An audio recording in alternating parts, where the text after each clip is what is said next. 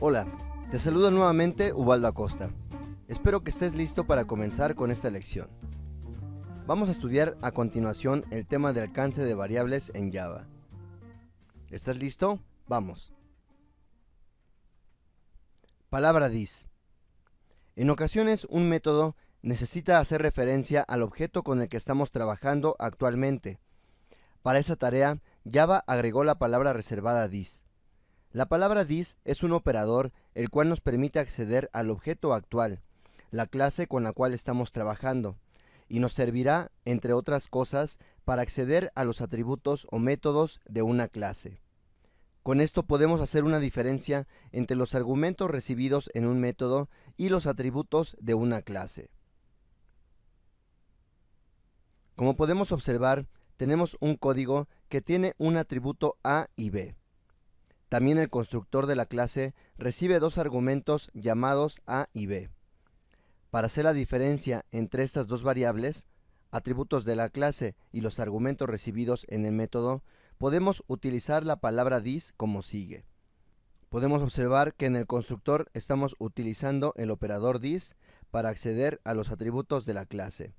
Así que de esta manera el operador this nos permite acceder a los atributos de nuestro objeto, ya sea los atributos o métodos de nuestro objeto. Como podemos observar, para hacer diferencia entre los valores recibidos en el constructor y los atributos de la clase, utilizamos el operador this. Esto es solo un ejemplo del uso del operador this, pero básicamente nos permite acceder a los atributos y métodos del objeto actual con el cual estamos trabajando.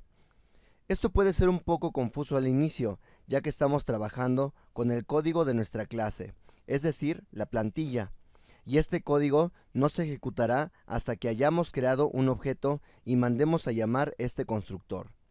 Será en ese momento cuando enviemos los argumentos y el constructor los reciba y los procese.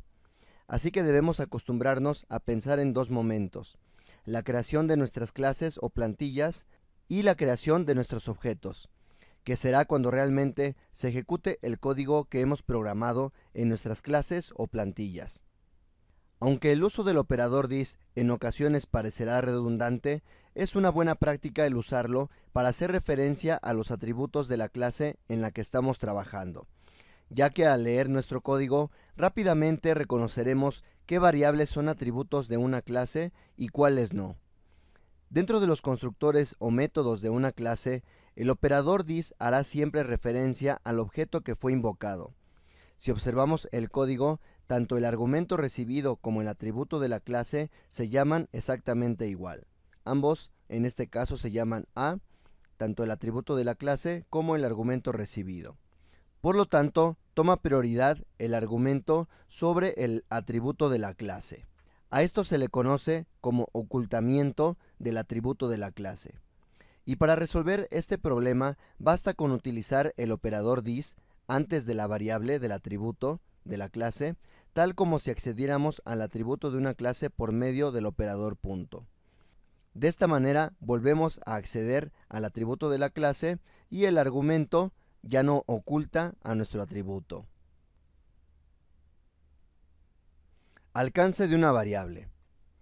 En Java tenemos distintos tipos de variables, como son variables de clase y variables locales. Dependiendo de dónde se defina la variable, será la duración de la misma, y a esto se le conoce como alcance de una variable. Podemos observar en nuestra figura dos tipos de variables de clase, que pertenecen a nuestra clase en particular, y las variables de clase pueden usarse en cualquier método de nuestra clase. Se inicializan con valores por default.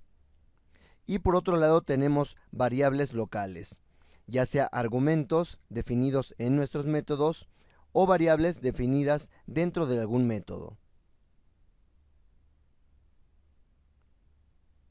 Las variables locales se pueden usar solo en el método en que se definen y deben ser inicializadas antes de usarse, ya que estas variables no se van a inicializar por default. Si una variable la definimos como un atributo de una clase, esta variable se le conoce como variable de clase y existirá durante todo el tiempo que exista el objeto en memoria. Estas variables se inicializan con su valor por default de manera automática.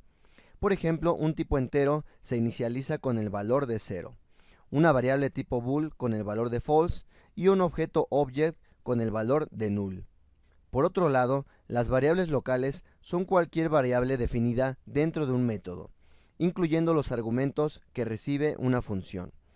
Estas variables tienen un tiempo de vida más corto, ya que se crean al momento de ejecutarse el método y se eliminan de la memoria apenas haya terminado la ejecución de dicho método.